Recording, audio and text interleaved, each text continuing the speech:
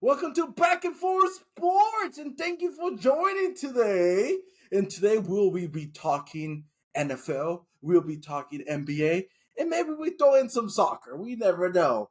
And Julius, how you feeling today? This Tuesday afternoon. Um, Divisional round is coming. There's only 8 teams left. And also, a lot of NFL coaches got fired.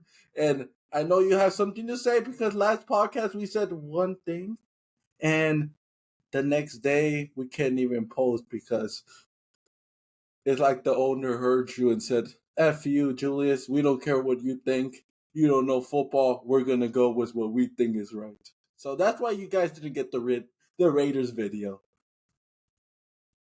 What's up, everybody? It's your co-host, Julius. Shout out to the boy Leb once again, putting this show on for us, back for another episode, Back and Forth Sports.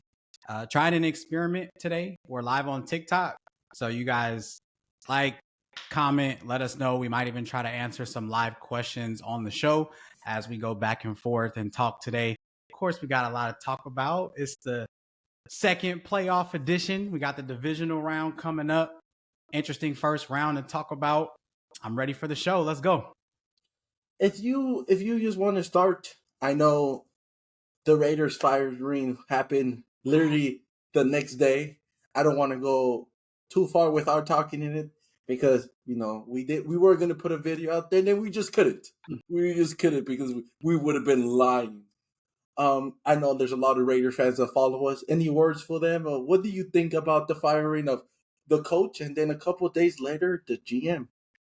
So just so everybody understands, in our last podcast episode, if you guys watched it or if you saw, but to those who didn't, I had a message to Raider fans that was dedicated and focused on the Raiders keeping Antonio Pierce. That's how it looked like it was going to happen.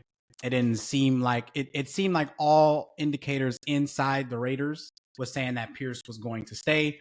He was talking to Mark Davis about the future of the team. They made him go do the press conference and he was uplifted. Spirits seemed high. And so I had a message of patience to Raider Nation to let this regime kind of build and grow. I liked the culture that was being established. And then the next day, of course, like Leb is saying, Antonio Pierce was fired. And if we're asking my opinion on the firing, obviously we had a bad season and didn't win games, right? And so I'm okay with you wanting to start things fresh, or if things were disappointed or not to the expectation, then that being what the decision is made. I think the team went about it horribly. Awful execution. I'm very upset about the timing of it. Very upset about how it was done, making AP go up there. And personally, all my full choices or decisions on it will be made after we hire a coach. Kind of depends on who we hired.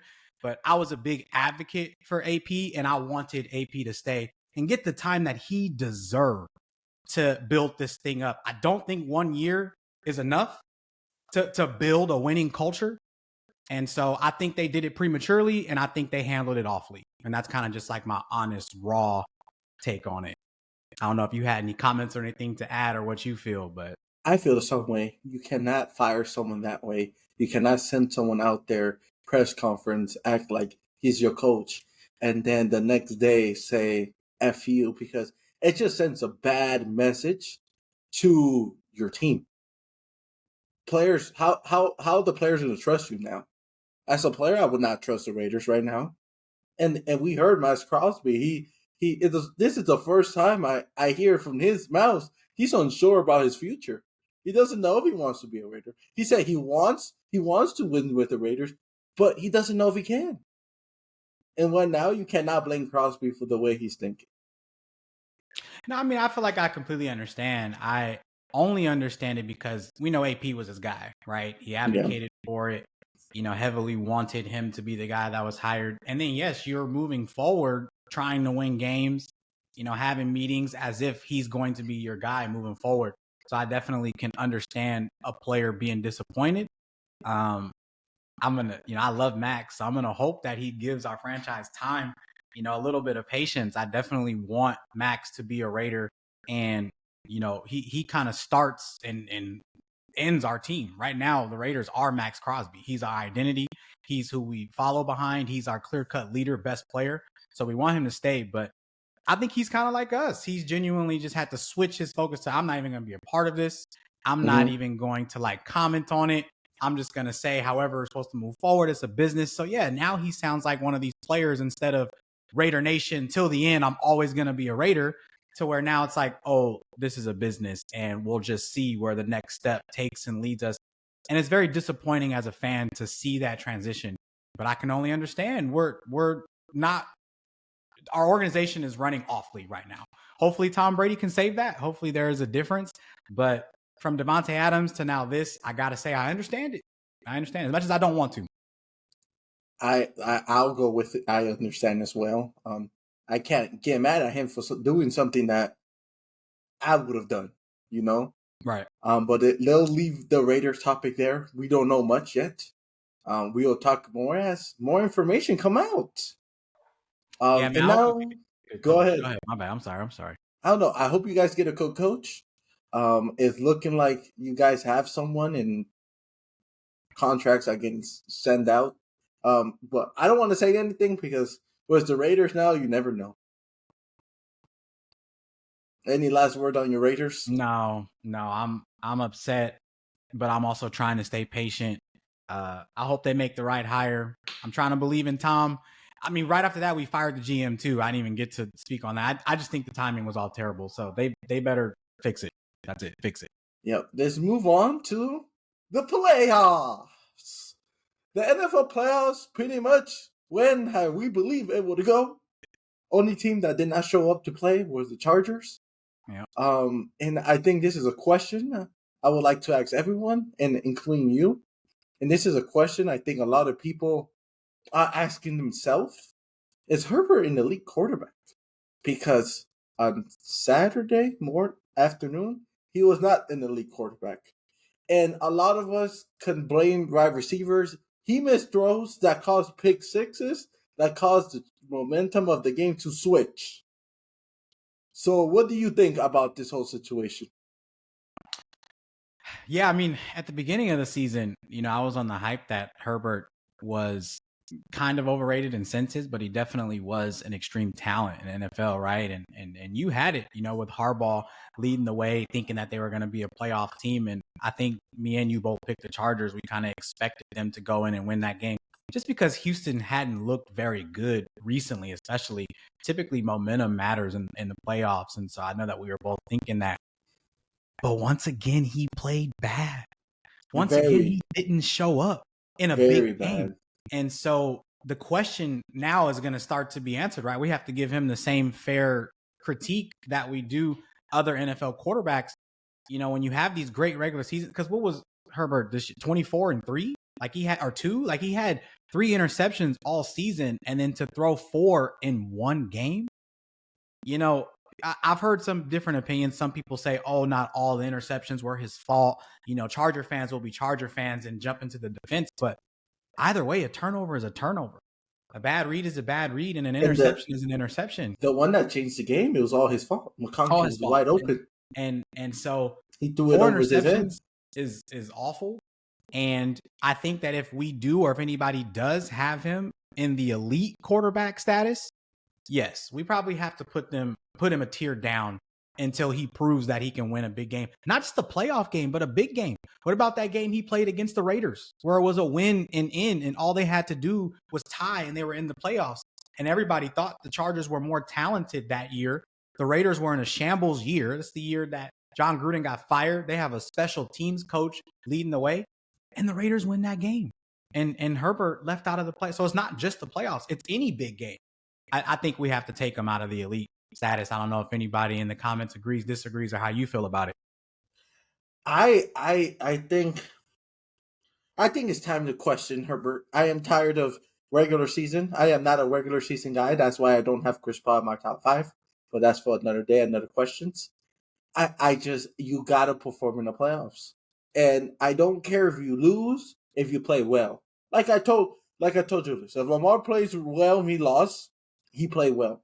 But when you lose and you throw 4 picks, There's questions to be asked, and you have to ask those questions. If you don't ask those questions, I think as fans, lover of the games, even if you're a Charger fan, you have to think, okay, McConkey can be a number one, he can be a slot guy. Okay, maybe we're missing a wide receiver, maybe we're missing a tight end. Defense played great. And the fact that the defense played great and you lost because you couldn't not turn over the ball, I think if the Chargers didn't turn over the ball, they win. I mean, yeah, I think if Herbert plays well, they win this game. I think they're the better team, right? Decent. He didn't even have to play well. This is what I tell you with the stars like Lamar. They don't they have teams. You don't have to play well. You just have to play okay. And 4 turnovers is terrible. Yeah, I mean, let's give credit to Houston's defense too, right? I mean, they did a great job on the edges rushing. They have a lot of talented players, a lot of talented guys at QB or at cornerback, excuse me. So we do have to give credit where credit is due. They played an awesome game and had an awesome game plan. But you're absolutely right. It's not just the turnovers, but yes, it's the game-changing turnovers, the game-losing turnovers. If we point blame, this isn't anybody's fault but Herbert's, right? I mean, it's all his fault. Credit to him. Still, he's had a great season, and one game doesn't define us. But at some point, you have to play well in these big games before you can get back over that threshold. So going into next season, yeah, there's going to be questions, and if you're going to remain Harbaugh's guy in this tough AFC West division, you got to be able to win those big games, especially in a moment where everyone feels like you're the better team in your favor. Chargers have been playing really well, great run game, really good defense, and the quarterback on that team is not supposed to be what holds them back. If anything, he's supposed to be what propels them forward. Yes, and it was terrible. I'm just looking at stats here, and he did have 4 interceptions. He did. He had 4. Yeah, and one was a pick 6 where the game was not over yet. And at that point, I think you have to look at yourself, and I don't know, you want to look at coaching? You can look at coaching. But at some point, coaches can't do much. McConkey was wide open. He was wide open, and you threw it over his head. And the fact that you threw it way over his head is bad. Well, I feel like that's an excuse that a lot of people are giving that I'm seeing is that this receiving core isn't top of the line. But I really do feel like we've seen this receiving core all season, right? I mean, this is the same receivers that he's had the entire time. So I'm hearing some of the excuse being the receiving core. But again, these have been your guys all year. Can you improve next year? Should you improve next year? Should. But I don't know if that's an excuse. If you have a great season all season and make it to the playoffs with those guys at receiver, then you should be able to perform in the big game with those guys at receiver. Like I said, the tight end drops some catches. I get it. You drop catches. It's bad. But at some point, that pick 6 killed him. And that pick 6 changed the whole momentum of the game. You're down by 6. You got the ball. You go score the touchdown, and you're up. Right. Now you're down by 2 possessions. That's I don't know. Questions have to be asked because at some point, this team is not going to get much better. They actually might get a little bit worse on the defensive side because Mac is leaving, retiring. Bosa is getting old. I do think they could draft a receiver. I think they can get more help for Herbert. So I definitely don't think that they're wide receiver 1, 2, 3, like, Palmer, Johnson. These aren't like top tier guys. No. So, maybe if you target a guy in free agency like T. Higgins or draft a guy, get some help in there.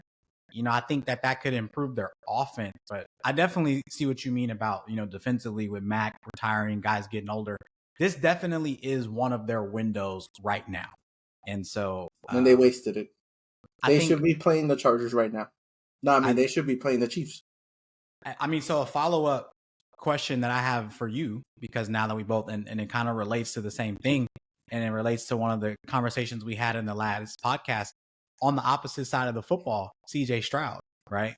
This is a quarterback for, throughout the regular season, we were thinking we might start to have questions about. Clearly was in a sophomore slump, and definitely, I mean, the defense is probably what propelled them to win the game, but he played well. didn't turn the ball over himself, and now he's undefeated in his career in the wild card rounds in the playoffs. And so, are we getting like a seesaw effect where some of the narratives and momentum is gonna jump forward now for CJ Stroud being back in that conversation? Because I don't think anybody expects him to beat the Chiefs. So is this playoff win enough to kind of solidify? We know you struggled a little bit this season, but moving forward, you're still one of those guys.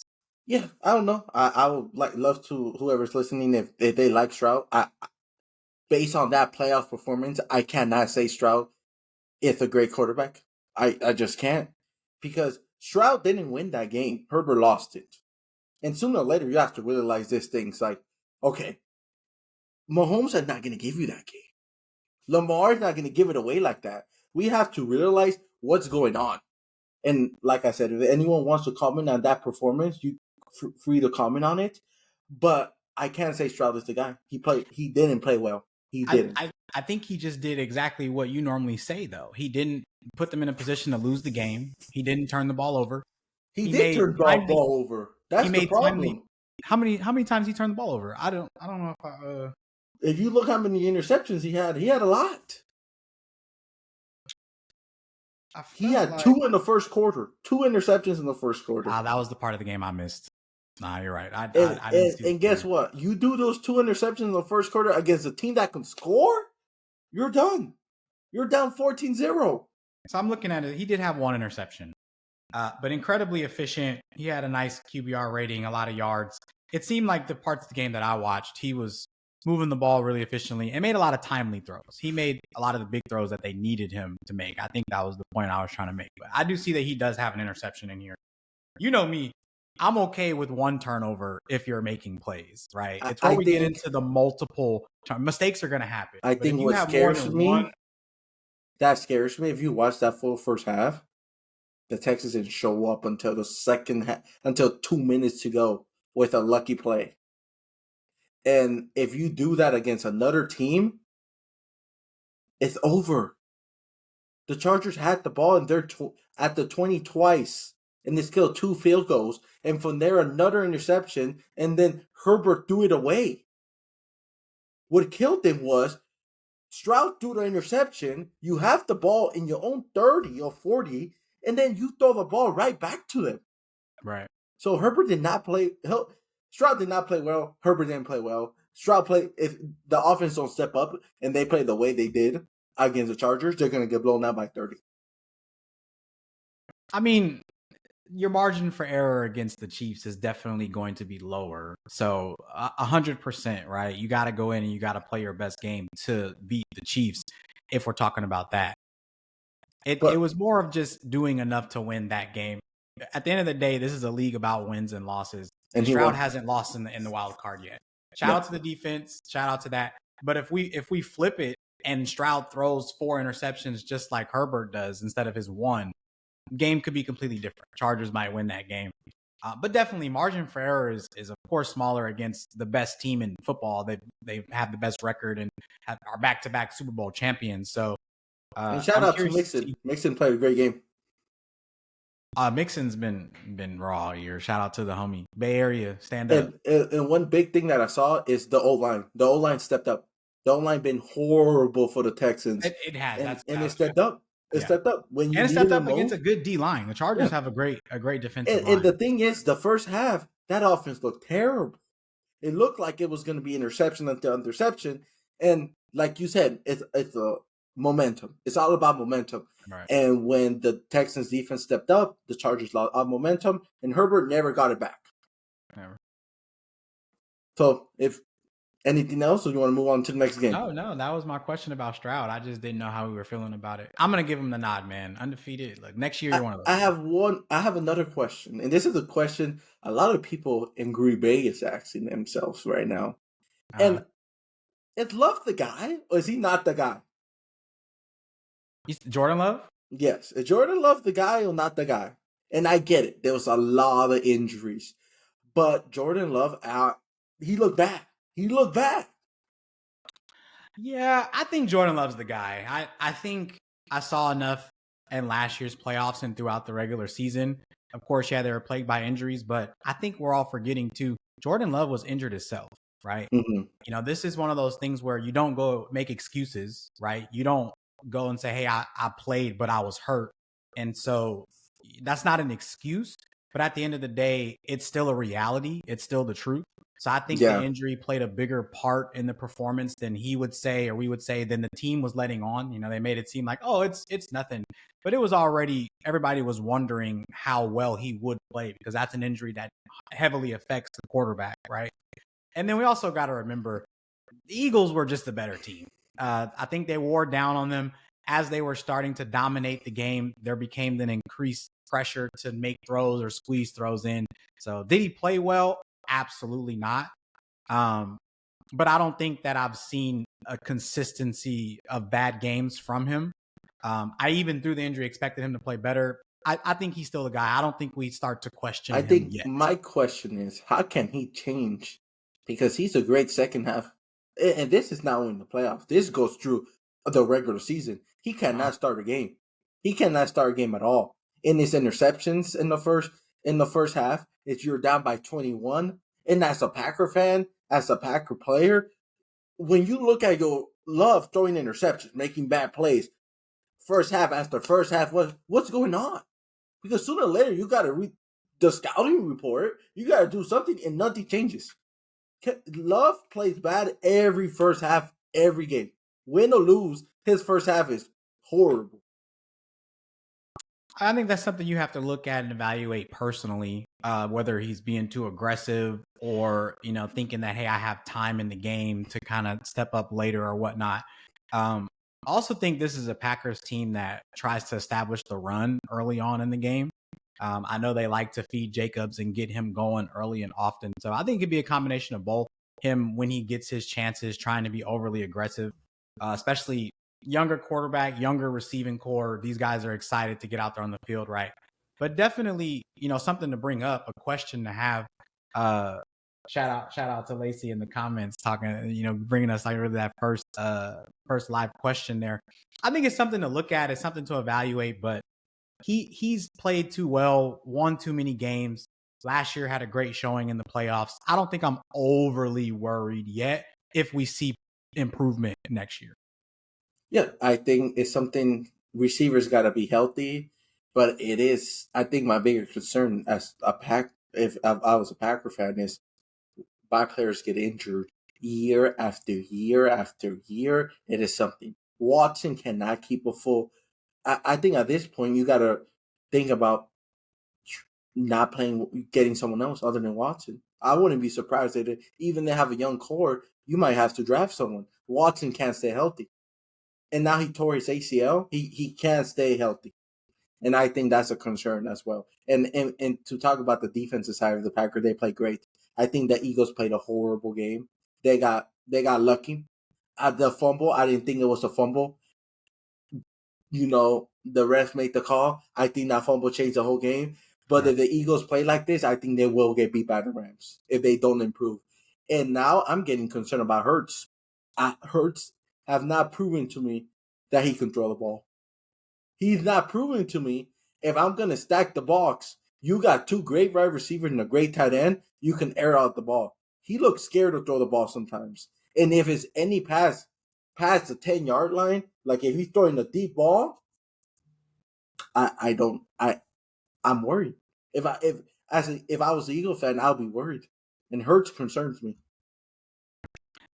Yeah, the whole passing game as a whole struggled in that game. The Packers played a really good defensive game, and I think that's why you can really look at Love, because if he plays better, they win that game. They really probably had Philly where they wanted to, right? Yep. You hold a good offense to not a lot of points scored, just a lot of bad possessions.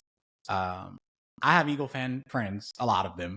Uh, they say they're not concerned just because Hurts didn't get a lot of prep time. He was in concussion protocol. He's kind of getting back into the rhythm. So that's kind of the excuse that I heard for it. But anytime my star receiver only has one catch, 10 yards, and we barely win a game just because our defense had to carry us through, I am concerned. I am worried about it. I think what's hard for me to say about this next game is because the Eagles and the Rams played earlier in the regular season. And that was the Barkley record game when he rushed for like 200 and something crazy yards. So the Rams definitely have to come with a different game plan than that because. But I think the different thing is the Rams weren't healthy. Now they got Puka, and then they got their guys back. Oh, they were in that game. The wide receivers were playing that game. Really, what stopped him from winning that game was just Barkley. I think whatever defensive game plan they had, I'd have to rewatch the film to really see. Maybe they were in nickel, like had too many small guys out there or something. But it didn't work. It didn't work, and so it makes me wonder if they even need Hurts to win this next game. They might be able to skate by until the game after that. Because I think it's tough because if Puka and Kupp get on fire and Stafford is slinging the ball, they could put up points. And we saw it against the Bills, putting up 40, 50 points. If the Rams offense looked as good as it did last night against the Eagles, then absolutely. You have something to be nervous about if Hurts doesn't play well. I just wonder if it's overly concerned, like if he won't play well, if he plays as bad as he did, poorly as he did 2 games in a row. AJ Brown's gonna be in his ear all practice. I need the ball. Like, get me the ball. Well, that could be good or bad. But I think honestly, it's gonna come down to the Rams. The Rams have to put enough pressure on the Eagles to say Hurts needs to beat us. Because if Hurts doesn't need to beat them and the Eagles can just stick to the run game and run with Saquon and do tush push and still effectively score or defend well against the Rams to win the game, then they're not going to be worried about it. They're not worried about it until Hurts needs to have a good game to win. And right now he hasn't had to. I think the big thing is I saw that Rams game and that D-line looked amazing against the Vikings. That D-line got 8 sacks. I'm sorry. I think it was 8, They stopped the rushing game. And if you can stop the rushing game, get pressure on the Eagles, and you not got to cancel Barkley, but tell Barkley, you're not beating me. Hurts, beat me. Go ahead and try to beat me. And Hurts can't beat you, then I'll be concerned. I think if they can stop Barkley, and Barkley is not beating them by himself, I think the Rams have a chance. And you know what? I think the Rams are going to do it. I think the Rams is going to pull it out. I think the people from LA need it. The city needs it after all the fires going on. I think it's just one of those things that I think Philly is going to lose. I personally don't like Philly myself, but I just think the Rams are the sneaky team that can make the Super Bowl. They know how to win. They've been to the Super Bowl. Stafford's been there. Cooper Kupp's been there. Puka is in his second year playing great football. So I think they have what it takes to win it all.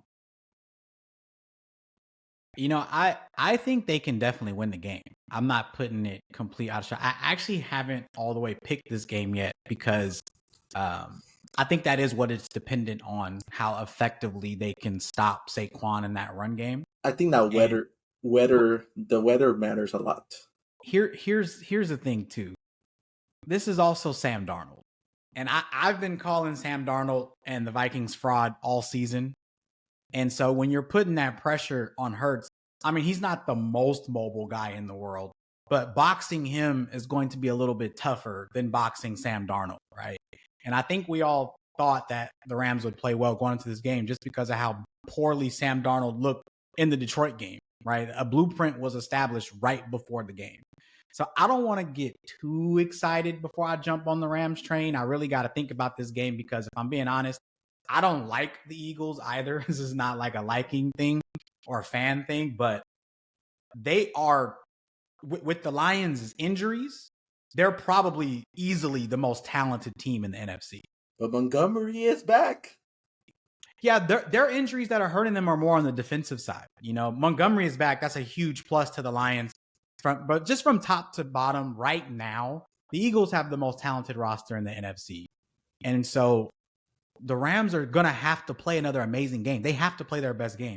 If they don't play their best game, I think the Eagles can get away with another so-so showing and still win this game. I think that's how talented they are.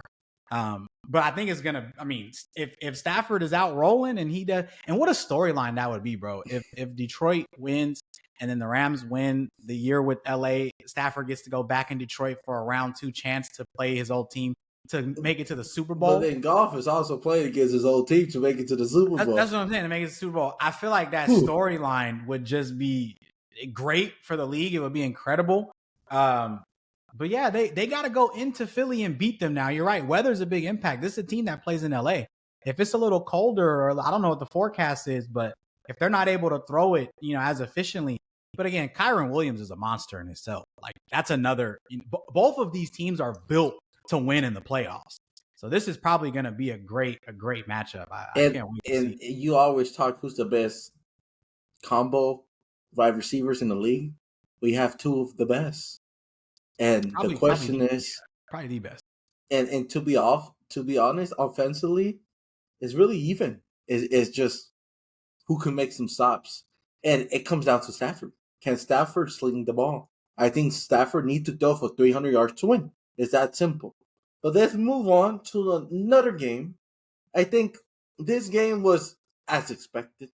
My Baltimore Ravens crushed the Steelers, made them look bad, made them cry, made them look like babies. It was like taking candy from a baby. It was like Pee-wee football, and you got the offensive lineman that's like 300 pounds going against a little kid. That's what it looked like out there. 300 yards rushing. They killed him. Obviously killed the Steelers. And I think my question here for you, is it time for Tomlin to go? Is it time for Tomlin to go? I think at some point, loss after loss after loss in the first round, I think it's time to go. I don't know what you think. So personally, I'm going to say no. But I really do like this storyline because I see a lot of the media and sports media saying that Tomlin needs to get the same like Jason Garrett, Mike McCarthy treatment. Like how many times is just being a regular season performer good enough? I think I was watching today and the stat was this was 8 straight seasons now of winning seasons, but not winning a playoff game. And so that is a long stretch. It's a long time. And I can understand how Steelers and Steelers fans are in a tough spot with that kind of progression. But I'll be honest, the reason why I say no is we got to get this guy a quarterback. He consistently wins these games. And I can remember the last time the Steelers had a franchise quarterback. It was Ben Roethlisberger. So to me, it's a testament to how great of a coach he is rather than the opposite thing. Maybe there's a point in time where a change of scenery helps both teams or both sides. I don't think we're at that point yet. I think we got to get this guy a franchise quarterback. And that's the difference to me. Mike McCarthy has had his franchise quarterback. There's no excuses there. You had it on both sides. When you were in Green Bay, you had Aaron Rodgers. When you were in Dallas, you had Dak Prescott. These are big money guys that aren't going anywhere. We all know they are the franchise. And Mike Tomlin hasn't had that in Pittsburgh. We had this year a flex between Fields and Wilson. Before that, Kenny Pickett is the guy, and we all saw, how that turned out. He's a backup in Philly now. So I don't think it's fair to put that on him. It's more of a testament to me. The Steelers haven't been a playoff roster to me, especially offensively. They're not a very good offense at all. And to say that I still have never gotten under 500, they won 10 games this year, bro. That's kind of crazy to me. I don't think it's time for him to go. I think it's time to say we need to stop relying on him just being such a great coach. Get this guy a roster. I think it's time for him to go. And let me tell you why. I don't grade Tomlin on his what happens offensively. He's not the offensive coach. But you're a defensive guy, Tomlin. And you let the Ravens rush for 300 yards. Just let it sink in. 300 yards on you. You got TJ Watt. You got the best. You have one of the best defensive players on your team. And it didn't help. And if you look at that game, that offensive line killed the Steelers. Killed them. Derrick Henry was just rushing to there. That touchdown, the first touchdown he has, big hole, gone. And Tomlin is supposed to be the defensive guy.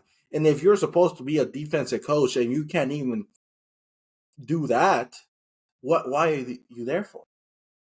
So let me be completely honest. They did that, and they did that all season. The difference is this, and it's been what I'm saying the entire time. And when we did the show previously, I said that in order to win this game, the Steelers are going to have to keep up with the Ravens offense. And he said, this is going to be a low scoring game. And I said, you don't think the Ravens are going to put up 30 points again? Bro, this offense is so good by the Ravens. It's almost unstoppable to have Henry and Lamar back there. And so I understand what you're saying. You have to be able to stop these guys if you're a defensive coach. But I think that's unfair to say because I think this is one of the best offenses in football. And so this is a team that if you're going to beat them, like I don't see the Buffalo Bills shutting the Ravens down. No. I don't see even the Kansas City Chiefs this season shutting the Ravens down. No one's going to shut this offense down. You have to outscore them. That's the only way you're going to beat them. My the Steelers aren't built for that. They aren't built for that. What do we know the Steelers for? For having heart, for punching you in the mouth, for fighting back. The defense didn't fight back. I think we're coming to a time in football where I get it. That's the heart of the Steelers, right? That's what they're known for. That's what they want to do. They want to hit you in the mouth. They want to run the ball. They want to control tempo. I get all that. But looking at these quarterbacks in the AFC and how they're able to bounce around and make plays and score quickly and put all this pressure on your offense, you got to think how draining that is for a defense, bro. If your offense is going 3 and out or gets a first down and then loses the possession, you're punting all game, and then you got the offense on the other side just running down your throat, wearing you out. That wears the defense out throughout the game. You got to play complementary football to win in the playoffs. Yes, you got to be firing on all 3 sides of the ball if you really want to win a Super Bowl. So to me, I understand what you're saying. I definitely agree. That's why the Steelers are losing. But that's also why they are what they are. They win 10 games and don't win in the playoffs because you have to build this team to beat these guys. And you're not beating Mahomes, Lamar, and Josh Allen by hoping that you limit them to 14 points. That's crazy to think. Are the Ravens going to limit Josh Allen to 14 points coming up? I hope so. We did last time. We did. He scored 10. He scored 10. Hey, bro, listen here. You guys are not holding the Bills to 14 points. How many points did he score last game against the Ravens? Okay, that the regular. Come on, bro. Yes, it was 10. It was 10. He scored 10. That's not happening again, bro. I can guarantee it. Charles Barkley voice. It's not happening. That's not how you win in the AFC, bro. You can't just say, oh, we got to win 14-10. And that's how Steelers win. That's how the Ravens make the Super Bowl with Ray Lewis and Ed Reed. It ain't those times no more, Led. This isn't times where you can smack people up like that in the league. Like, defense is way harder.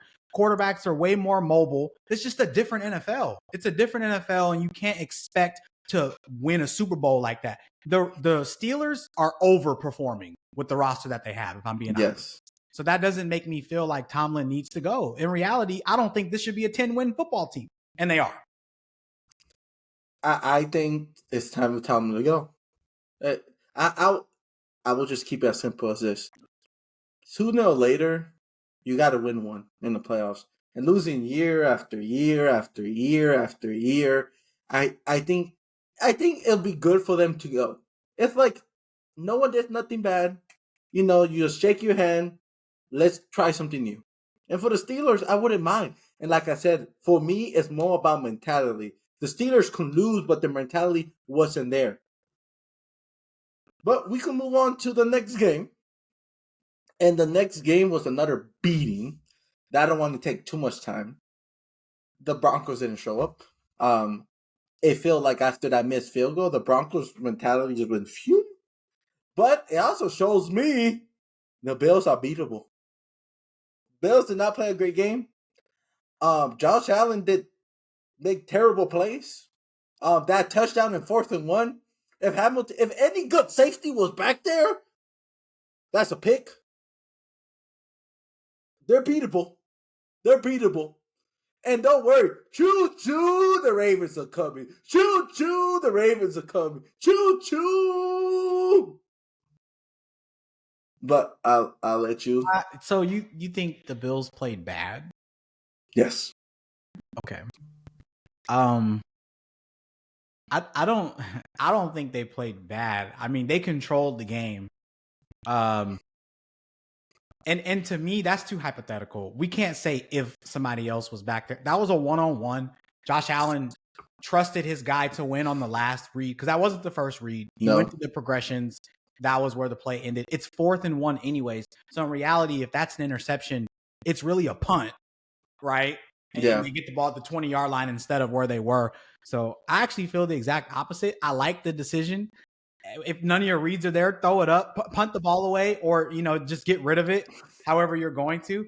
And this guy touchdown, bro. Yeah, my thing is Ty Johnson. To me, that's what good teams do.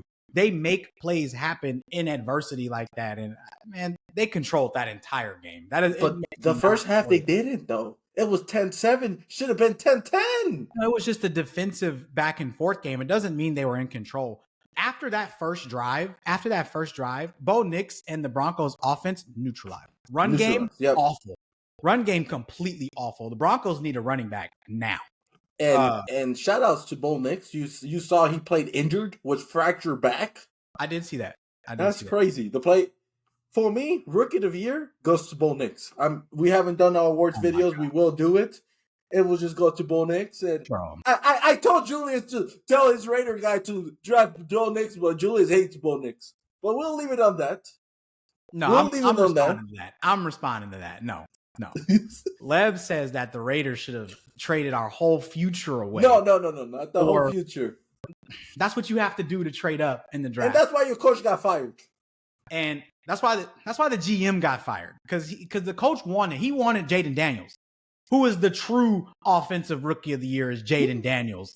Because let's be honest, everybody could say whatever they want to about the numbers, statistically, blah, blah, blah. Daniels is a running quarterback. So if we include running and passing numbers. Well, he's got a touchdown. He's a wide receiver too. Who won their playoff game? How about that? Who, bro, we're talking about the Commanders, man. The Broncos were 8-9 last year. They're 2 games better with Bo Nix, with a pretty talented roster, a great coach, Sean Payton, a proven coach. Bro, the Commanders were in shambles before they drafted this guy. There's no way. Sorry. I'm so tired of these narratives that Bo Nix is the offense. Dude, he's great. He's great. He had a great season. He overperformed. I don't think anybody expected the year that the Broncos had. This wasn't supposed to be, people are saying that the Bengals should have been in this spot, and I agree. Shout out to him. Great season. Jaden Daniels. Come on, man. We can't go to any other pick here. From the number 2 pick into the playoffs with what the Commanders were. This is a first-year head coach, a rookie quarterback. They had nothing going for them, and all of a sudden they're in the divisional round with what some people say a chance to win, a chance to beat the Lions. We can't not have the offensive rookie of the year be that guy. I'm sorry. For me, I have Bo Nix because we didn't expect this from Bo Nix. People said Bo Nix was going to be he was going to suck. That Bo Nix didn't transfer to the NFL. That Bo Nix couldn't throw the ball. Bo Nix couldn't read reads. The only reason he was good at Oregon was because he dumped the ball off. Bo Nix looked good. We're not going off. We're going off of what the expectations were. He's like, because we thought he would be less. So who had more weapons? Oh, stop it. Bo Nix had no weapons. What did the Commanders do with the weapons last year? Scary it Terry doesn't matter. Still had weapons. For how long, bro? But Scary Terry, you always said Scary Terry was good. He just needed a quarterback. How much better is Scary Terry than Courtland Sutton? Courtland Sutton is a dog. Okay, from there, they have 2 running backs. That's the biggest. Had nobody. You're right. He have someone in the back that tries to run the ball and rushes for 2 yards every time or right. 1. I'm not saying you're wrong, but if we want to play devil's advocate here and switch it up, who has a better defense? I'm not looking at defense. I don't care who wins. I'm looking at performance. Okay, that makes sense. You're okay. And if you talked about wins, they both make the playoffs. But they can make the playoffs because the Broncos depend on the defense to win more. I think the Broncos are in the harder division. That's what they are. But the Commanders ain't in no slouch division. This is still with the Eagles now. They didn't even win their division. So it's not like they were still a wild card team. Then they went on the road and beat Baker Mayfield, who I didn't hear nothing but, oh, Baker Magic, Baker Magic, Baker Magic. No, nobody really thought the Commanders were going to win this game, except for Commanders fans. I didn't see anybody predicting them. Yeah, I understand. But the division where you had the Cowboys that were horrible and played nobody at quarterback at one point, and then you got the Giants, Mr. DeVito. Okay. That's like 4 free wins. This is so surprising to me because, especially from you, I'm going to tell you why. Hot Take Lev is always talking about the playoffs. It doesn't matter about the regular season. It doesn't. And guess what? Bo Nix did not play well in this game. He didn't. He had one good drive. Outside of that, he was completely neutralized. And we saw Jaden Daniels put the team on his back. His stats were so good. He took care of the ball. And even in adversity, when you thought maybe they were shutting down their option run plays, he made the game winning play. The Buccaneers had a tackle in the backfield. They had that play under wraps. They knew exactly what was coming. The defensive coordinator called the right play. They have that tackled in the back. Guess what? Jaden Daniels says, get off of me. Stiff arm to the floor. Hit the weights, little boy. Get the first down. Win the game. He won the game. Playoffs. He's the You're offense. right, but this is not a playoff award. It's not a playoff award. You were right if you were talking about different things, but this is not a playoff award. Is this a playoff award? It's not. Do we count the playoffs though? Is there something I didn't know? It should be an indication of who the true guy is. He's that guy, bro. And Bo Nix is very good. He's very talented. I get it. But I hate to play the hypothetical game, but if Bo Nix is on the Commanders, bro, are they in the same spot? I don't think so. We don't know. Yeah, I don't like the Bo Nix hate for no reason. It's not hate, bro. You've been hating Bo Nix since we were talking about the draft. I didn't want Bo Nix. You're right, and I still don't. To be honest, you say he wasn't the first round talent, bro. I personally, I don't know if he's proven me wrong yet. You know, I think, look, props to him. He had a great year. I'm not saying he had a bad year. I'm not saying that he had a bad year. But if I'm redoing the draft, and if I have the number 2 pick after Caleb Williams is gone, like if we're doing a redraft, if I'm the Commanders, am I drafting Bo Nix over Jaden Daniels? I'm not saying that. I'm not saying that. I'm saying who had the better year. If he's offensive rookie of the year, is he not the better player? He had the better season. That means so if he had the better season, why wouldn't you draft him? To me, that's what that means. If he's the better player, if he had the better season, if we're in hindsight redoing the draft, we're picking Bo Nix over Daniels, and I'm not. Daniels is still the better player. He deserves to win the award from the stats from the regular season. If we're talking about regular seasons, he got one more win. He had 11 wins to 10. You're right. I would pick Bo Nix. No, I love this debate, man. And like I said, it could go to both guys. It can. We don't know. And I will say this. Is Bo Nix way better than I thought he was? Yes. And I will give him credit for that. Yes.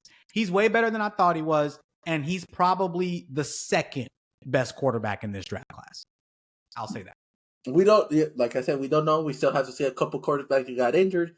Blah, blah, blah. Yeah. And I want to talk about, I think this is a good question. I think this is going to be a video question too. So, thank you for everyone that popped up. Thank you for liking the stream.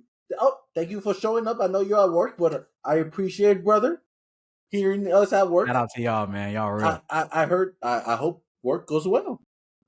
I think my question to you is, what do you do with Sam Darnold? Last 2 games been awful. Sam Darnold, you know what I did? I took my phone out. I put a clock and saw how many seconds he keeps the ball. He does not throw away the ball. He just waits until he gets sacked. I don't know if you want to talk. I don't know. What would you do with Sam Darnold if you're the GM of the Vikings? I wouldn't pay him. I actually think as unfortunate as it was for their season, they probably feel like it's a waste. You win 14 games, and then in the 2 most important games of the year, you have the showing that you have. But I think it made the future for the Vikings more clear. I think they're very talented, and clearly they're not going anywhere, right? No, they have guys on defense, they have guys on offense, so they're not going anywhere. And to me, it just makes the future more clear. if Darnold's going to go somewhere and sign for big money, if another team's going to sign him, let them sign him. You can get another bridge guy. You can use Daniel Jones as a bridge guy if you want. But if McCarthy's ready, play McCarthy, take advantage of the rookie contract, maybe even bring in a couple more guys, elevate your team a little more. I don't sign Darnold if I'm the Vikings. And to me, if they went further in the playoffs, that would have been a dilemma for them, because that would have been a tough situation to be in, having if you make the Super Bowl. If you sign a quarterback, you make the Super Bowl, you have no choice but to sign Darnold, right? And so now you have this quarterback you just gave a huge extension or contract to, and then you have a rookie that you probably would have had to trade. It just would have put them in a tough spot. So I think this answers all their questions more easily. I'd be surprised if they still gave him a big deal. I think I would reach out to people like the Giants, people that need quarterbacks in the draft, the number 3, number 4. You want to swap? I give you JJ, you give me the 4th pick, and see if you can do something like that. If you can't do something like that, then get something good for JJ McCarthy. I think also Sam Darnold was $200 million. I'm not paying Sam Darnold $200 million. I can't. After those 2 performances, he cost himself $200 million. He did. He blew the bag.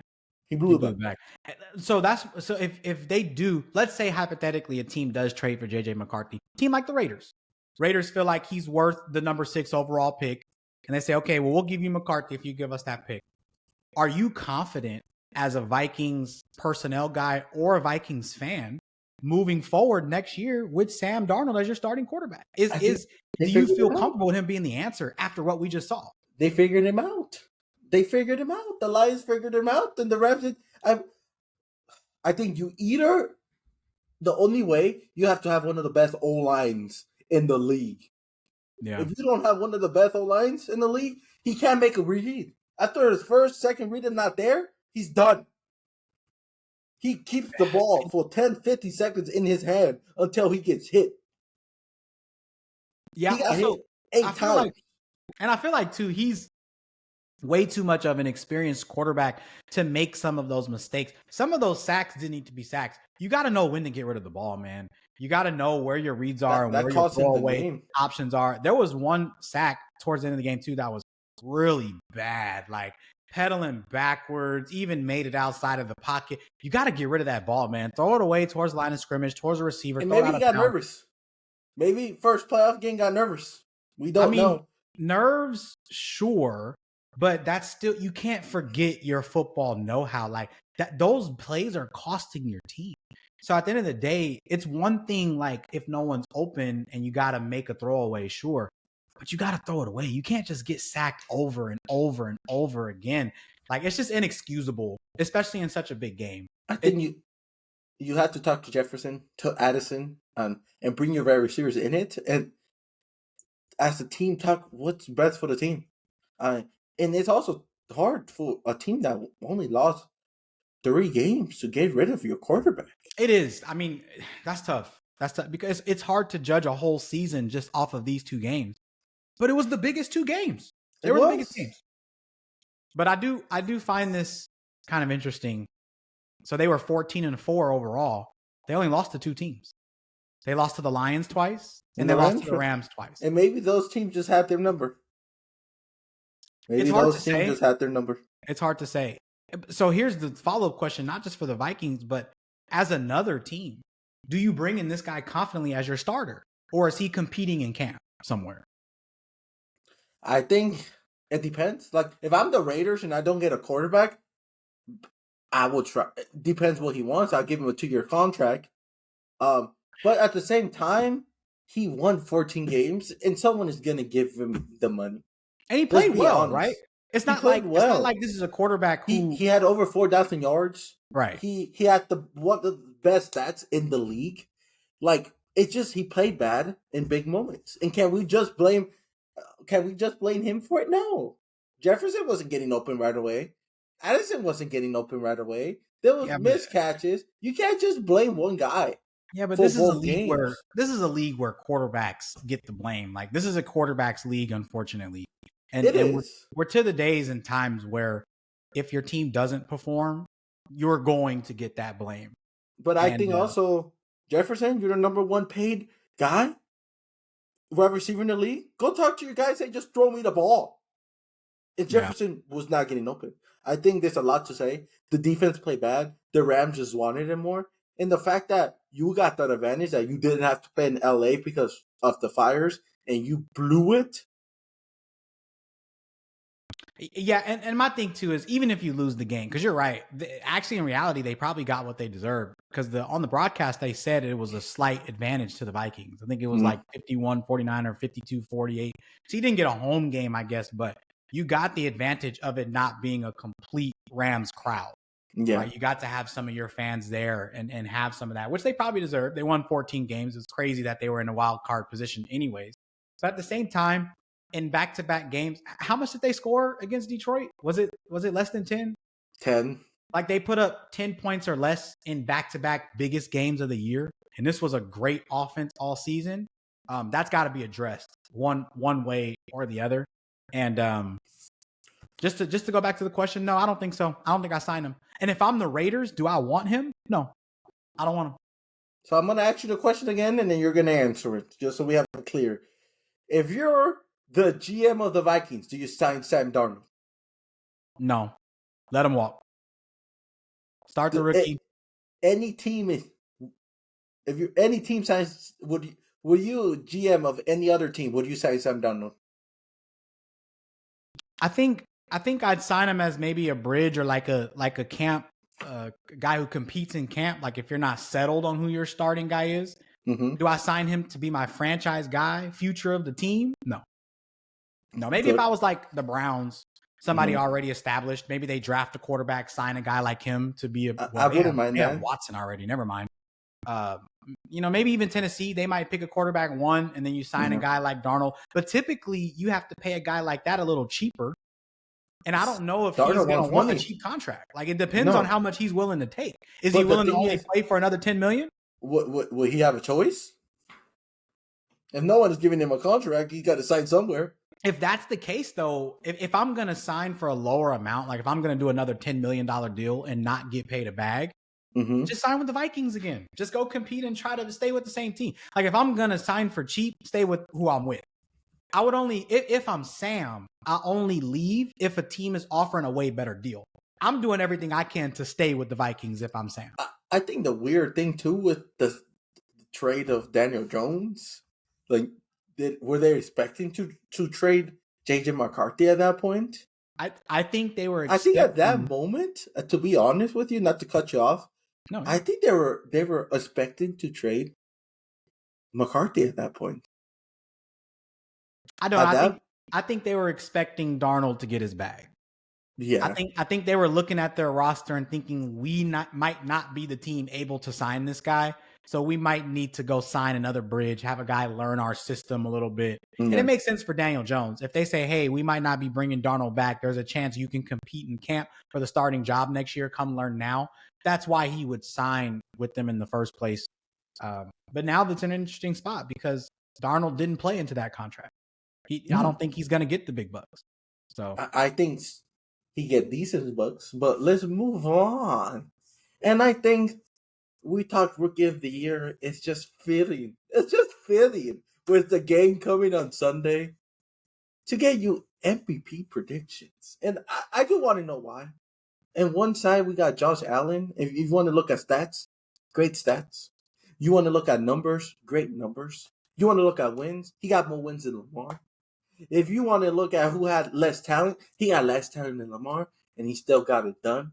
And on the other side of the ring, you got the two-time MVP, Lamar Jackson, trying to get his third MVP of his career. Just look at the stats. He led in touchdowns. He only threw 4 interceptions. He was third in yards. He led on many stats. He barely got under 1,000 yards running. He had over 4,000 yards throwing the ball and 900 and something yards rushing the ball. Is there any way Lamar doesn't get the MVP? But for some reason, Vegas still have Josh Allen as the favorite.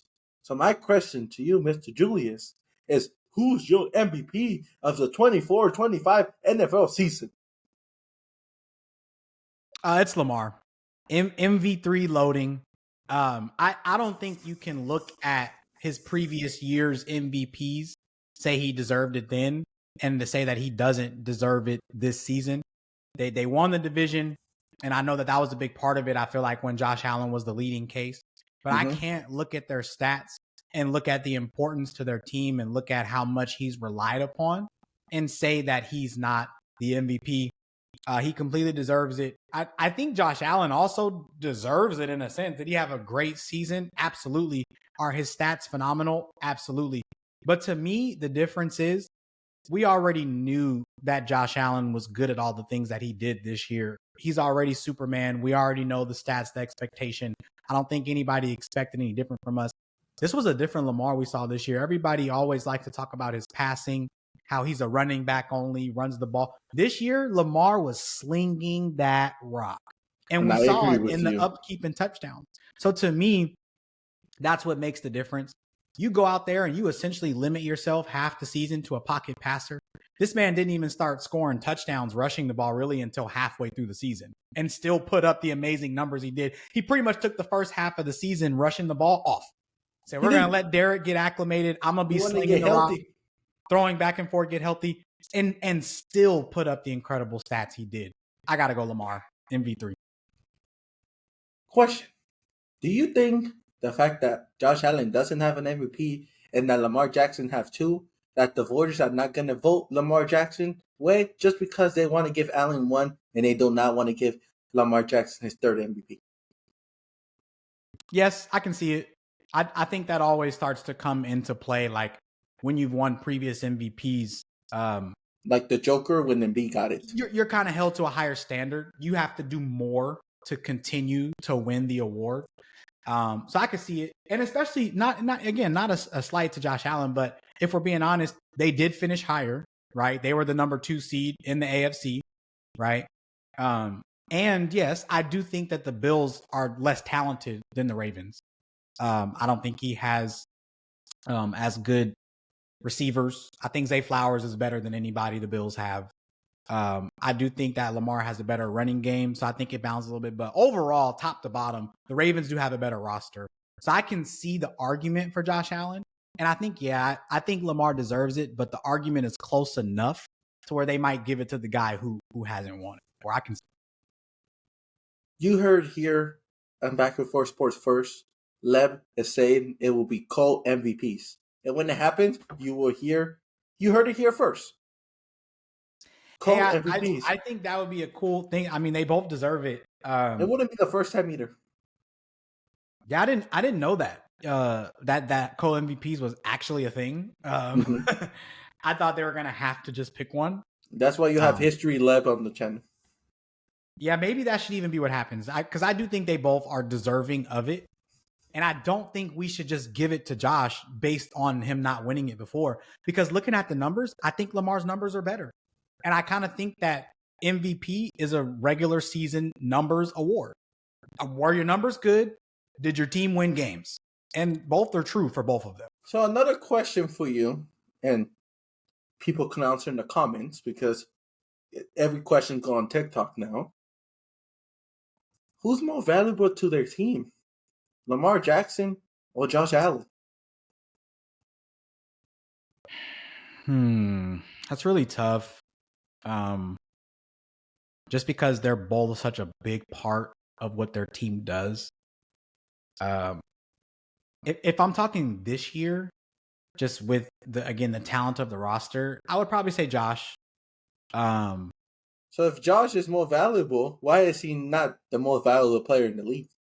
Well, because I don't think that's the award. I think it's part of the award, but if that's what we're basing our argument off of, then it should be Joe Burrow. Neither one of them. Joe didn't make the playoffs.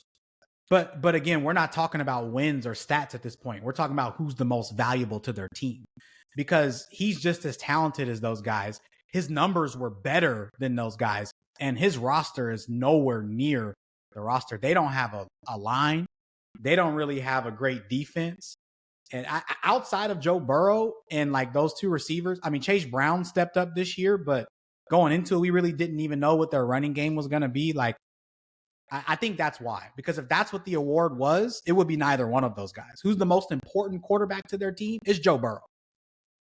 But at the same time, because of the wins and losses, not even making the playoffs, it hurts. I could understand, again, that argument for Josh Allen, because this year, if we take Josh Allen off the Bills, replace him with somebody else, take Lamar off the Ravens are probably a better team, which would make Josh Allen more valuable. But at the same time, like you said, when these two guys played, Bills got smacked. And as a regular season award, that has to hold some weight to me. When these guys went head to head, who took the crown? And maybe whoever went to playoffs wins it all. And I wouldn't mind that either. See, because I think that's the thing. Like, people were just over scared to give it to the guy that won it already. But if he's deserving of it, like, how dumb would we feel or look if Josh Allen gets the MVP, but Lamar Jackson had better numbers, he smacked them both times they played, and they mess around and make or win the Super Bowl? How would that look? But that's what they did with Embiid when the Joker was supposed to win it. That's what they did with LeBron when LeBron was supposed to win it so many years and didn't. Even though he had better numbers. I think most of us agree that those years were mistakes. The NBA shouldn't have done that. They shouldn't have given Steve Nash got it over Shaq. You remember that? You talking about Kobe? No, Steve Nash got it over Shaq one year. Or was it Kobe? He got it over Kobe. No, it was Kobe. It was Kobe. I understand those arguments, because all the cases you mentioned, I was an advocate of saying, yeah, the other guy probably should have won. You know, this is why we have the debates of, is the MVP the right award? Like, are we giving it out for the right reasons? Because it doesn't matter. To be honest, for me, it doesn't matter no more. I think it should matter, though. That's probably the problem with the award. It should matter. And yes, we have cases where we go back and it looks dumb. Steve Nash shouldn't have won both of those MVPs. I think what hurts the MVP award so much is that it's a quarterback award now. Just make it who's the best QB in the league. Because the fact that Saquon is not even in a conversation is crazy. I agree. So I think until they fix that, people don't care about it as much. Don't get me wrong. When you have your pictures taken with your MVP, you look cool, blah, blah, blah. But I think it made him lose. Like, before in the 80s, the 70s, you had running backs win it. You have receivers win it. You even had a kicker mostly win it. Mm-hmm. And now it's quarterback after quarterback after quarterback since AP won it. So let me ask you this, because it's not directly related to the game. So nothing to do with them playing each other coming up. Who do you think has the best chance to take out Patrick? Josh Allen or Lamar Jackson? The Ravens, because how the Ravens play. Okay. Because if you look at the Ravens Steelers, the Ravens had 10-minute possessions. And you know how you beat Mahomes? By keeping Mahomes off the field. He can't beat you if he's not on the field. And I think you beat the Chiefs by playing your game. And I think a shootout against the Chiefs is tough. But if you're going to run the ball for 200-300 yards, keep momentum of the time, all of this together, you can beat Mahomes. And if you see how it's been done, that's how it's been done. Remember when the Raiders beat the Chiefs last year? How did they do it? By running the ball, keeping the ball in their offensive hands. If you don't give it to the Chiefs, to Mahomes to beat you, and you take clock off, and now you're making Mahomes think because he's only going to get 1-2, he's only going to get 3 or 4 positions a half. Now the mental of the error you have, the percentage of error you have as Mahomes is lower and lower. So you have to put as much pressure as you can on Mahomes. And I think that's how you do it. Yeah, I presented this question because I've had some interesting conversations about it. So I like the topic. You don't think Josh Allen is due? Because he's played great games against the Chiefs before. We've had the back and forths. He actually has a winning record against Patrick Mahomes in the regular season. He just has a losing record to him in the playoffs. So they're even if we count overall. So Josh Allen has done this before where he goes Superman mode and he outscores the Chiefs. And to be quite frank, we haven't seen Lamar do that yet. We haven't seen Lamar beat the Chiefs yet. He hasn't played a good game against the Chiefs yet. Even the game this year, week 1, he played okay. But I think that's how you beat the Chiefs. by playing your game. No, I agree. Allen is trying to beat the Chiefs in Mahomes' game. I He's just going to do a wonder which shootout. team has a better chance to do it, because maybe this year the best way is to outscore the Chiefs. The Chiefs don't look nearly as explosive as they have in the past. They look more vulnerable. They've barely squeaked out of some games. And the team that actually beat them this year was the Bills. I'm not counting that Broncos shenanigans in week 18. I'm not counting that. I'm counting when they had all their guys. The only team that can actually say when the fat lady was singing at the end of the day what the scoreboard was, it was the Buffalo Bills. It wasn't the Ravens. The thing about it is the Chiefs are healthy. They got their guys back. They didn't have Pacheco. They didn't have Hollywood Brown. They didn't have Watson. They didn't have their guys healthy. Okay. That's fair. Now they do. And now you're going to give him position after position to get on fire? Because the thing about the Bills is, yeah, I'm going to score touchdowns, but also I'm going to have a lot of 3-and-outs. Because you know Josh Allen is not afraid of throwing the ball 3 times. And if it doesn't work, doesn't work. Hopefully the other team doesn't score, and let me go score the next time. And you've seen that. That's how they lost the game. Yeah. But what about I give Mahomes the ball 4 times? Where's guys that haven't played together in the regular season much? Uh-oh. Not one mistake. Uh-oh. You might not touch the ball again. Uh-oh. Yeah. That's where I'm going at it. But I'll like the people in the comments. Who do you think have a better chance of beating the Chiefs, the Bills, or the Ravens? Leave it down. I have the Ravens. Who do you have, Julius? I'd probably still go with the Ravens. You know me, I've been saying all year, I think they're going to go to the Super Bowl, win the Super Bowl. The difference to me is Derrick Henry. I think he is what the Ravens have been missing. A guy besides Lamar who you can consistently have a good running game with. You know, in years past, their running backs have been good, but they've been hurt. In some playoff games, they've been ineffective. And so in reality, Lamar has had to do both. He's had to be the run game and the pass game. I think now that he has a run game to consistently rely on, and it's King Henry, that'll be the difference. So I do give them the better chance to beat the Chiefs. But I think both teams have a good chance to beat the Chiefs this year. And I think it's worth the debate, right? I don't think you're crazy if you say Josh Allen has the better chance this year. I think both answers could be right. Yes, I agree with you. Yeah. And like I said, we went over all the games that happened. Our next podcast, we're gonna go over all the future games. It's only Tuesday, so we're gonna give Julius the people some time to think. Maybe you want to wait who's injured, who's not, who's healthy, who's not. But our next podcast, we will give predictions. And before we end, I want to throw an NBA question out there. Because the NBA season is going. And maybe the NBA season is not going the way Julius wants, the way Lebs wants. But Leb is an OKC fan, is going Leb's way, and Leb and Julius saw each other, and Julius said something, and now he doesn't look too smart about it. So my question to you, Julius, is, and to the people that don't know, Julius, tell the people who you're a fan of. I'm a diehard Golden State Warriors fan. Have been my entire life. And the conversation we had was Julius was guaranteeing an NBA ring back in November. Guaranteeing it. Saying it was going to be an easy path to the championship. So my question to you, Julius, as a Warriors fan, are you concerned? Do you want Kerr gone? Or do you think it's just a bad couple months?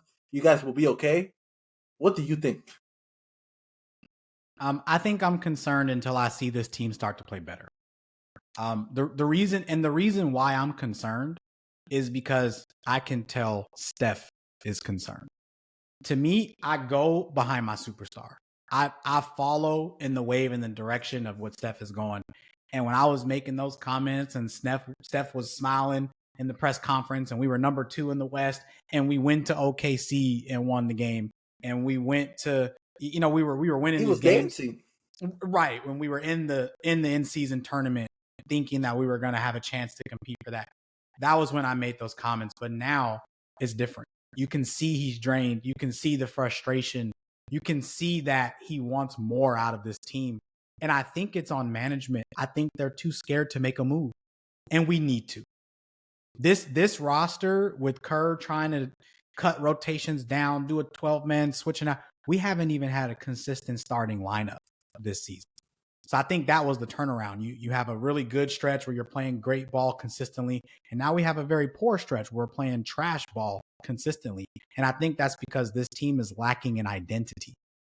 We need to get an identity. You can't just have a cluster of 12 guys and call it a team and say, yeah, we can win with a different lineup and different guys coming out every night. And I was being a little overly optimistic saying with Steph Curry, it can work. But everybody said it, and a lot of people saw it and knew it, especially NBA guys like Charles Barkley, Isaiah Thomas, the guys we see on TV. They were saying, this is not sustainable. And Lev, so now Lev was saying it. Lev was saying it too. He's not gonna let me not give him his credit. Saying this was not sustainable. And so we've reached that point now where it clearly hasn't been sustainable. Am I overly nervous? Am I saying, throw the season away, the Warriors aren't going to make the playoffs? Absolutely not. I'm not saying that. I do think that, again, we're going through the waves of the season right now. So could there be another wave where Buddy Hield starts to shoot well again, where Draymond has a uptick in energy and we win some games? Sure. But if this team really wants to be a championship roster, we probably need to make a move. Trades. I personally would love to get rid of Steve Kerr, but I know it's not going to happen. So I don't even want to come into Steve Kerr will be the coach of the Warriors until Steph Curry is no longer with the Warriors. Point blank, period. Oh, it might be until Kerr wants to leave. Why would he want to leave? He won't. So he might be the coach for the next 20 years. Steve Kerr right now is probably in the best position he can be in.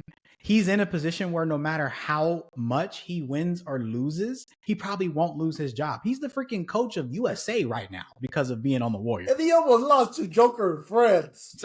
Right. So I'm not saying that he should be, but he is. And to me, you jeopardize all of that if you just say, hey, I want to be the person to leave. He needs to do the tenure out until he gets fired or let go. Or I don't think they should mutually agree to part ways. There's no way. It'll look bad for both of them. It would. But at this point, it's like, let's say you're not a Warriors fan. Let's say you're a Curry fan. If I was a Curry fan, I'd be worried. I want Curry to win his fifth ring, and I don't think he could do it as a Warrior right now. At this moment, at this time, I don't see them winning a ring anytime soon. So, to me, does Steph need that fifth ring to submit his legacy? Is Steph's legacy going to be any different than it already is if he wins a fifth ring or not? Yes. You think so? Yes. So then you can get in a conversation in the top five. So even if he goes and joins like a super team to win the ring, because to me, you can enter that conversation if you stay with the Warriors and win with the Warriors your whole career, like Michael Jordan did, like Kobe Bryant did, like Magic Johnson win. But the moment you start doing that ring chasing thing where you go and join teams to win, it kind of takes away from that credibility. But I think because Clay left, I think the Warriors are just such a different team. I wouldn't mind him leaving. You got to win the fifth ring. And to be honest, we will have these conversations and we will have videos about it. He's not in my top 10 right now. He's just not.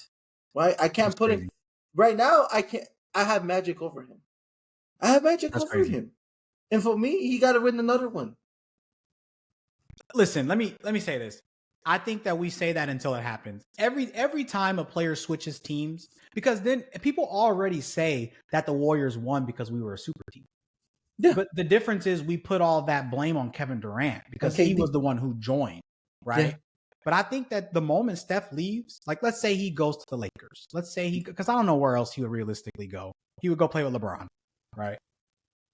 If he joins the Lakers and all of a sudden they have the super team of Steph, LeBron, Anthony Davis, whatever they have, I think that changes that narrative. Steph had to do the same thing. Sure, his first rings were with the Warriors, but they were still a super team. And then when he wanted to get his fifth ring, he joined a super team. It kind of takes away from that. This has always been Steph's team. We kind of give him that leadway because he got drafted to the Warriors and he was there before it all started. But if you leave to go win another ring or two, that'll be part of the narrative. Oh, he only won on really stacked teams when it was said and done with the Warriors. He couldn't win unless he left. For me, it's different because KD won. He had a good team. KD won, and he was a traitor. We'll have conversations, KD. Don't forget, I'm still on your ass, KD. Don't forget. Would Steph not become a traitor if he leaves the Warriors? No, because his team can't win. He doesn't have a fighting chance. Okay, the Thunder couldn't win. We all said this over and over again. He said they're not. We literally said over and over again every offseason, whose team is this? Is it Russell's? Is it KD's? Can they win together? I feel like we throw away 8 seasons of the Thunder because he left after one summer. No, 3-1 lead. They took a 3-1 lead. That's what. That's the difference. Lev. That's one season, Lev. And to be honest, the Warriors were the better team. But he still choked. And for me, it's not that. To me, it's you went to the team that beat you. That's like if me and you got jumped, and then I joined the people that jump you, and I jump you with the other people. See, I don't buy that because it wasn't like the Warriors and the Thunder were a rivalry, right? I can understand if this was like Jordan Pistons or Magic Celtics, something like that. You go join a rival, bro. These teams play one series. So if we got jumped, right, by some random people, it's okay. I go join the random people and jump you. Is that okay? Bro, hey, John, thank you for joining. If you have any questions, let us know. This is why this is so hard for me because jumped is crazy. Kevin Durant was not by himself. He had Russell Westbrook, right? So he didn't get jumped. But they both got jumped. KD and Russell got beat up, and then he went with the other people and jumped them. John, what do you think is about this whole situation? I can't believe it. So you're going to go hard and say that ruins KD's legacy, but if Steph leaves Warriors, we don't have the same questions. No, because he didn't lose a 3-1 lead. The Lakers beat us in the playoffs the last time we were there. So that would be the same thing. You can't beat the Lakers. You jump ship and go play with LeBron. Gone. All his teammates are gone. It's not the same team. Stop it. It's not the same. If Clay was still there, I get you, but he's not there no more. Stop it. Is Clay still there? No, but that's not. Is his sidekick still there? No. Okay, James Harden wasn't still there. Serge Ibaka wasn't still there. We could say the same things, but bro. His sidekick was there. Russell Westbrook and KD were. Oh yeah, the one guy we said every year that they can't play together is still there. That's like if we said Steph and Draymond don't play well together every year, but come on, bro. That's not. That doesn't. No. I just don't know. For me, he could leave. That's me. But for me, it just comes down to Curry didn't lose to the team he's going to last year. Curry didn't lose a 3-1 lead. KD did. If KD did what he did in Europe, he will get lynched. Bro, this is why I don't like, because to me, I think people relate this conversation to who they're a fan of and not a fan of. We all know Leb doesn't fuck with KD. And so this is not who I'm a fan of. But listen, ring chasing is ring chasing at the end of the day. And so to me, it's always been the same. What LeBron did, ring chasing. What KD did, ring chasing. What Carmelo should have did, ring chase. It's all the same. And if Steph Curry does it, to me, that doesn't make the argument any different just because he got drafted to the Warriors and had a really good team. If you leave the Warriors to go chase rings, bro, you're ring chasing. Go join a super team, cool, but that 5th ring won't mean as much. But if you can't get it done with the Warriors, you can't get it done. I'm not going to waste my last 3-5 years of my career waiting for an organization to do something and they never do anything. That's the same argument, though, that everybody made. LeBron couldn't get it done with the Cavs. KD couldn't get it done with the Thunder. But then you have a guy like Kobe who at the end of his career, he couldn't get it done with the Lakers. But guess what? He just went out with it. They just sucked. And that was just what it was. And nobody says anything about Kobe's legacy or him ring chasing because he didn't. Because he got 5. Curry got 4. He needs 1 more. That's right. I hear you, but I don't. But also, you're a Warriors fan. You don't want Curry to leave. I don't think he hurts his legacy. I think it hurts his legacy if he leaves. So I understand he wants to win. Like I said, he's frustrated. Clearly, I can see it. We can all tell. What I understand, yes. But to me, that would hurt the legacy because we talk about this all the time. Guys, ring chasing, the guys who stayed with their franchise and won and lost with their franchise, we value that more. That's why we love Magic. That's why we love Bird. That's why we love Dirk Nowitzki. That's why we love these guys. That's because they stayed through the grind. Oh, they're smart like Jabbar, and he did what he did with his team. Oscar Robertson left, so he left. And that's why these guys are overtaken in the top 5.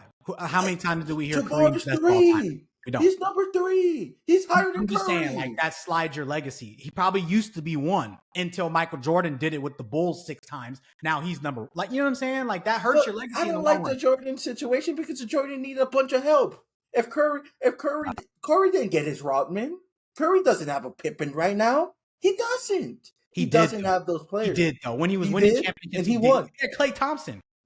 Yeah, but right now, does he have it? No. All right. Did Jordan ever win without Pippen? No. The answer's no for the people in the comments. Did he? Did Jordan win without Pippen? Over. No, but what I'm saying, like, I don't know why we would just give Steph the excuse, because that's always what it is. You can't win with your current predicament, so you go somewhere else to try to win. And to me, that's ring chasing. So I don't know why we would give Steph the excuse. And it's not just because I'm a Warriors fan. I said everybody has been doing it. And that's why I said it's okay. If it's okay, it's okay. We can't say one scenario is okay. Like, oh, it's okay for Steph to do it, but it's not okay for KD to do it because of this. No, is it okay or not? Is it okay or not? It depends on the situation. I don't Situations matter. I don't agree with that. That's the part that I don't agree with. So you're saying that me when you got jumped by a random person, I can go join the random person and jump you. You either thug it out or not. You're either going to stick with the team through the ups and the downs, regardless of the reasons, or you're not. It's that black and white. So it didn't hurt Kobe's legacy not to win another one? It didn't hurt Kobe's legacy it did. That's why he's 708. No. If he did more in the last 5 years, that's what everyone says. Kobe did nothing in his last 5 years. Let's say towards the end of his career, Kobe Bryant left the Lakers and joined the Celtics and went to go win and got a 6th ring. No, he can't join the Celtics. He can't be joined the Celtics. Anything but the Celtics. Okay. We won't say the Celtics. That's when the Warriors were raw. Let's say Kobe leaves the Lakers and goes to the Warriors. And he goes and wins a ring or 2 with the Warriors. You think that puts him higher on the list? Yeah. People care about rings. People would thrash Kobe if he did that. Like, people hate Kobe. But that's what I'm saying. But the people who love Kobe, the diehard Laker fans who love him because he did that. He stood with it, and he did that in 2 stretches. He did it in the Shaq when they traded Shaq. The Lakers weren't good. They were only good because of Kobe. He stuck around through that. There were trade rumors that were happening at the time. He stuck around through all of that and then won them 2 more rings. And that added to that legacy, bro. It added to that love and appreciation that we have for his 5 rings. Because at first it was, he won his rings with Shaq. No. He was number 2. He was second fiddle. That was Kobe's legacy before he stuck through those hard times. That was the legacy. Now it's different. And it would have been different again had he got ring 6, 7 with the ring chase. But you saw the difference? He won after he dug it out. This is the first time Curry is thugging it out. Can he win one thugging it out? And I don't think so.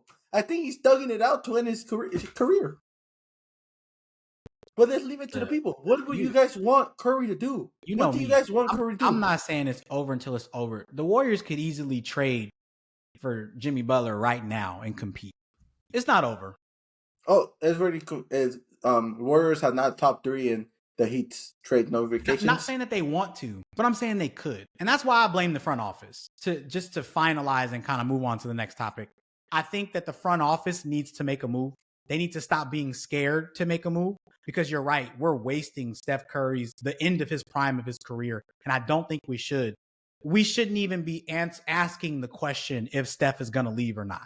Get this guy somebody to get him to stay right now. We don't want to have Steph Curry do the Kobe Bryant. I don't want to watch him be not competitive for the last years of his career. Stop being scared. Make a trade whoever it takes. I don't want to hear, Pods is untouchable. Kuminga is untouchable. Wiggins is untouchable. I don't want to hear that, bro. Because none of these dudes, I almost started saying some crazy stuff. None of these dudes are helping us win games right now. I think you're going to read the comment. None of these dudes are winning games right now. Oh, shout out PJ. I see you. Let go. Oh my God, bro. Listen here. That will hurt his legacy if he goes to the Lakers and LeBron James, they win a title together. It's all cool. I would love to see it as a basketball fan. I'm not saying that Yes. it wouldn't be fun to watch, but that hurts the legacy. And the legacy should be stay with the Warriors. You thug it out. And the front office needs to do something, bro. Get this guy some help. I agree. And then that's our last question of the day. King James, bro. Get out of And here. anyone want to put in the comments? Last question of the day. My last question of the day is: who is your front runner to win MVP in the NBA right now? You want this one first, or you want me to have this one first? You can have that one. That's my question. Let me repeat it. Who is the front runner to win MVP in the NBA right now? It has to be Shea. I don't think I can really realistically say anybody else. The Thunder look dominant in a really good or really stacked Western Conference. And I think the NBA MVP award for a long time has been very consistent with the record, who's on top, as well as statistics. The statistics are there, right? The raw talent, the skill is there. The record is there. I think they're once again going to be the number one team in the conference. It's looking like they're going to be. They're looking legit this year. And to me, when you look at the opposite side, there's no one like Donovan Mitchell doesn't deserve to be MVP, even though they're the team that's on the top. You know, look, Nikola Jokic right now, sure, stats are great, but even there's been a slight digression there, and the Nuggets aren't in a position to say he's the MVP. Luka disqualified himself. I don't know if you saw that, but he's going to miss the 65 game threshold now.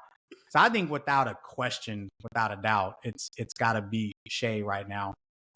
After you answer this, I do have one more follow-up question, and then we good. Okay.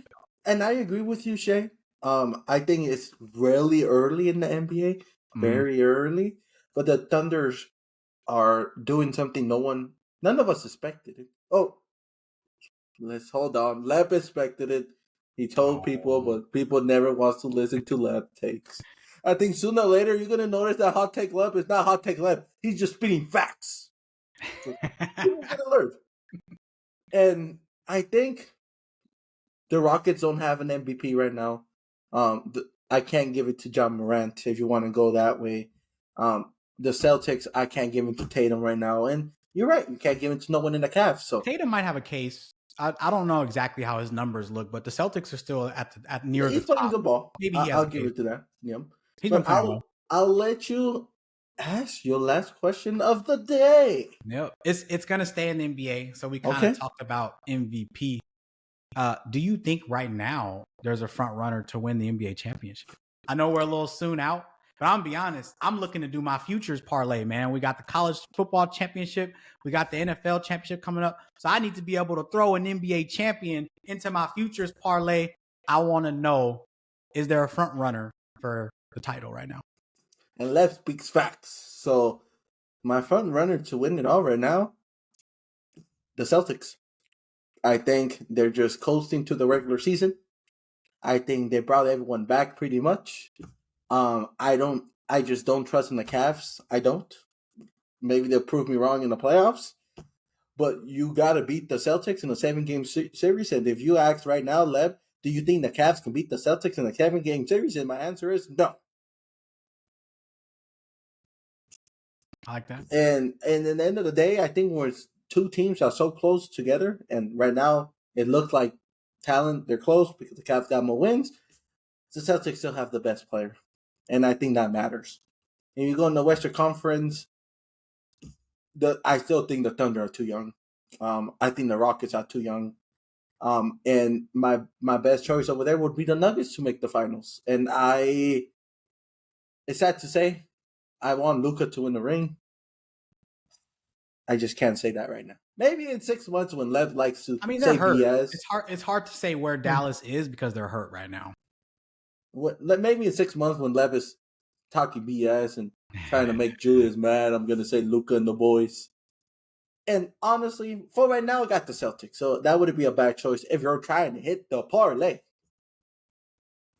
I for some reason I want to say the Thunder. It's hard because I know they're in the stacked conference. I know they're in the West, which is a little more unpredictable.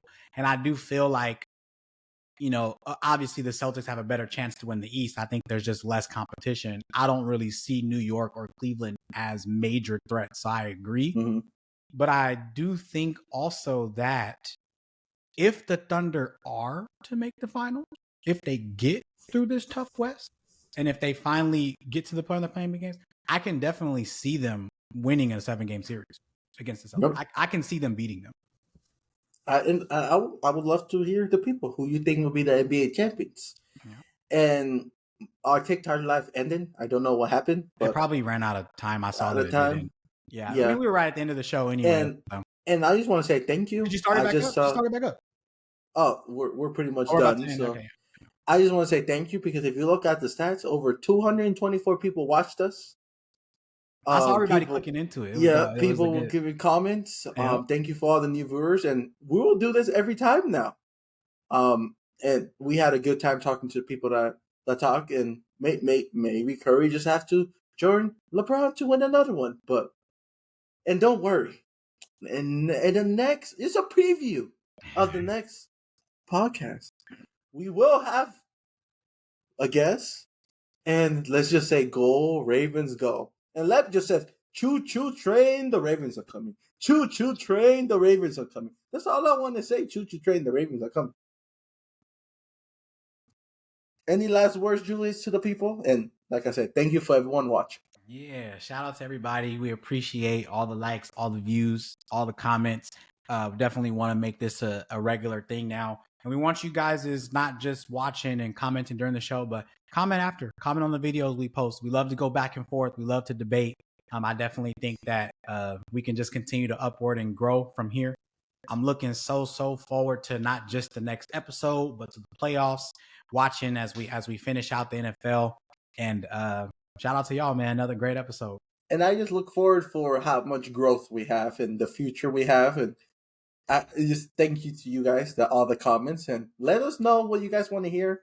If you guys want us to bring any guests, let us know. If you want to be a guest on our show, let us know. That we will be okay with that. Come rock with And us. Go back and forth. Julius, he might bring some guests. You you don't know who he might bring. We just never know. But I just want to end. Thank you. Sorry for all the people affected in LA. Fires are terrible. Yeah. I hope everything gets better. God bless you guys. But that has been Back and Forth Sports, and see you guys next week.